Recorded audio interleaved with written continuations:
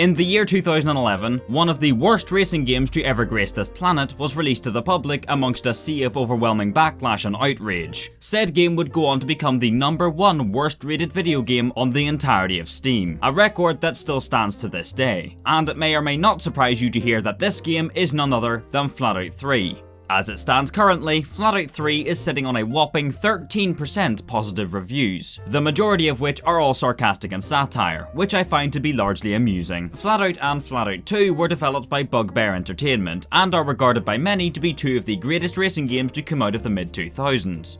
So how the hell did they mess up so badly?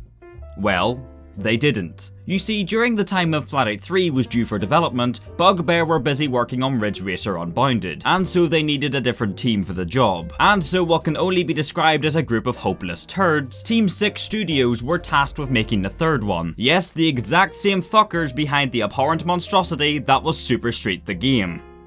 So is it any wonder that this was a recipe for disaster? And sure enough, the reviews speak for themselves. This game is what for many killed the FlatOut franchise, and I am honestly inclined to agree. You could be handed this game for free and still want your money back. It's just not a FlatOut game. What it is a lazy hot pile of utterly hopeless, broken, careless, woeful, ungodly, steaming shit. And that's me being generous. And so with that casual rant out of the way, I think it's time we take a look at this together. The worst rated game in Steam history. Before we do that, however, click the subscribe button to die instantly. We're really close to hitting 300k and your help would be greatly appreciated. Remember to like the video if you enjoy it, and now we shall sink into the depths of hell. Arriving at the main menu screen, we have single player, multiplayer, options, extras, and quit. That option will come in useful later. In the options menu, we can change the graphics settings, including an option that just removes all the grass from the game entirely, which is, interesting. Setting up the controls was a massive pain in the ass, but eventually we're ready to go. Jumping into single player, we have race, challenge, SplatOut, off-road, night shift, speed, monster trucks, battle arena, big battle, and stuntman. Starting off with race mode, we will head to Detroit, so in other words, we're fucked. In the car selection we have, oh dear god, what is that thing? We have the option to pick the class, car, skin, and tuning we would like to use. For this event I will be using the Scimitar from the sports class. However, upon selecting my tuning setup, the game appears to load a copyright notice for some reason. If this video gets taken down, remember it's because I tuned my car. Next up is the character selection. I'm not going to sit here and go through all of them because they're about as uninteresting as you'd expect, and pretty much change nothing and serve no purpose whatsoever. Although they do have a fat Italian available, so I'm definitely picking that. Hello, I'm Luigi. With everything ready, let's see what this game has to offer.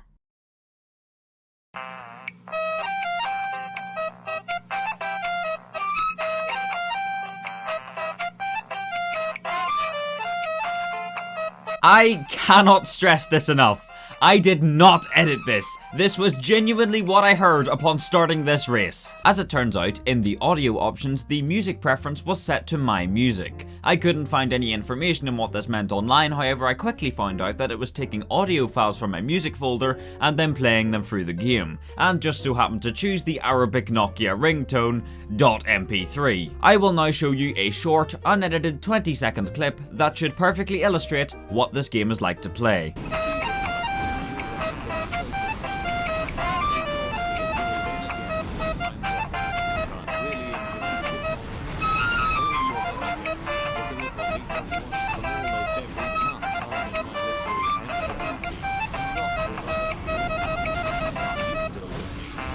What is happening? What is going on? Why is the gravity so strong? Why does the car grip and yet not grip at the same time?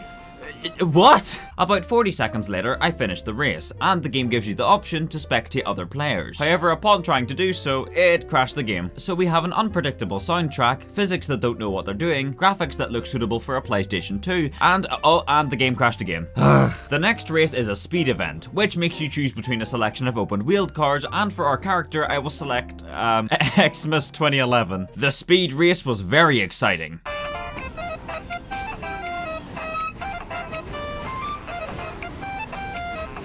Why am I playing this? What's going on? Why is my speedometer doing that? Why does using the boost speed up my opponents? How do your tits even fit inside the car? I swear to God if I hear that smashing sound effect one more time! After winning that event, I unlocked another one, and thought I might as well give it a try. Oh good Jesus Christ, what is that? No, help, no, oh my god, it's so loud, help, no, please, no.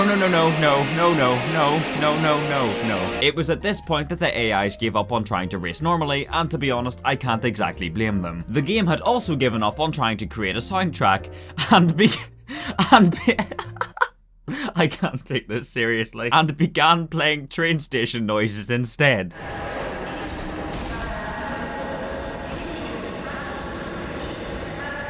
I genuinely have no fucking clue what's happening. The next speed event was more of a leisurely cruise than it was a race. And even when I did fall behind, it didn't exactly matter because the grass has the exact same properties as the tarmac has. It is genuinely impressive how you can screw something up this much. Your device is no longer protected. With speed events out of the way, we can now take a look at Stuntman.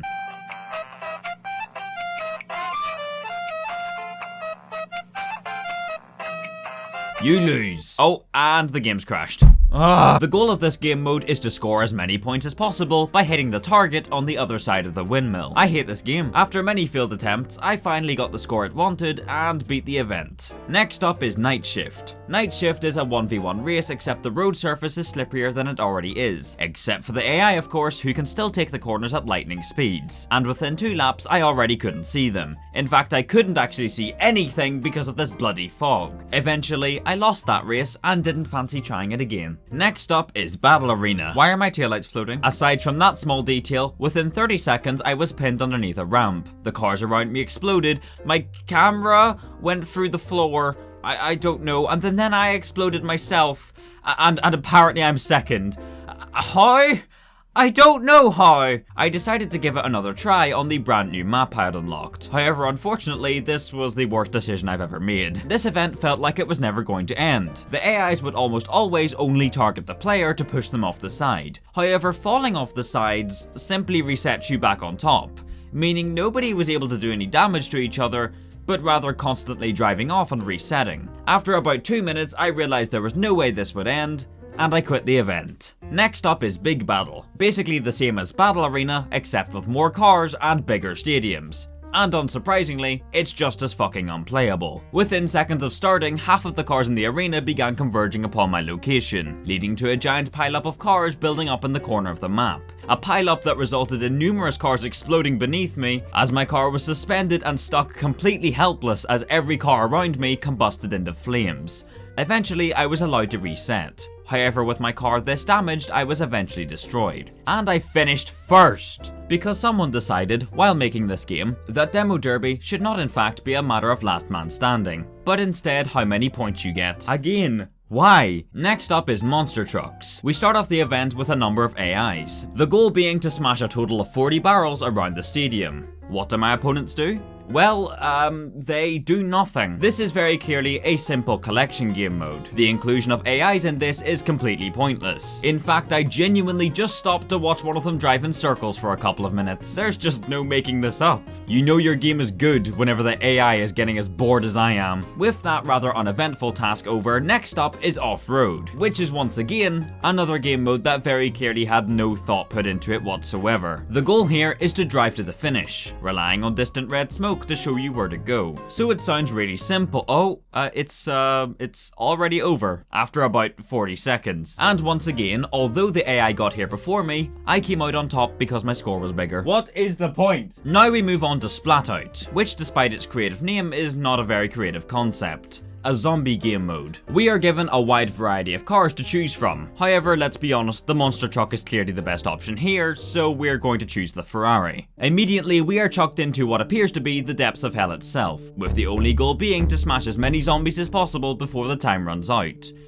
And also get spammed with achievements. You can drive quickly and aggressively, however sometimes driving slower is more beneficial. The event ends, and well, now you've experienced FlatOut. Not exactly terrible, but once a game will be very short and repetitive, like everything else has been. It's like the racing game equivalent of a fucking Alzheimer's patient. The only option left is challenge, which immediately throws us into a race with a random car. 5 painful minutes later, a tense fight at the final corner bought me the lead, and I powered my way across the finish line. And that graciously marks the end of my final event.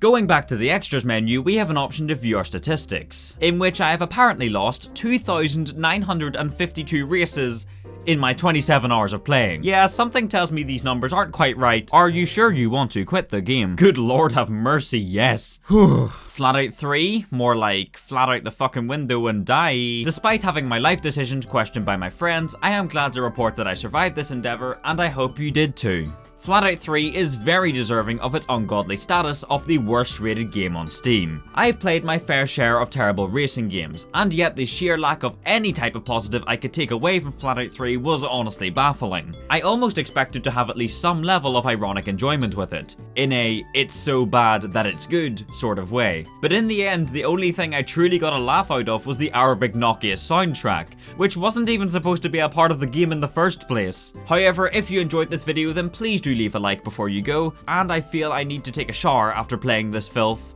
So yeah, anyway, that's going to be it from me, and goodbye.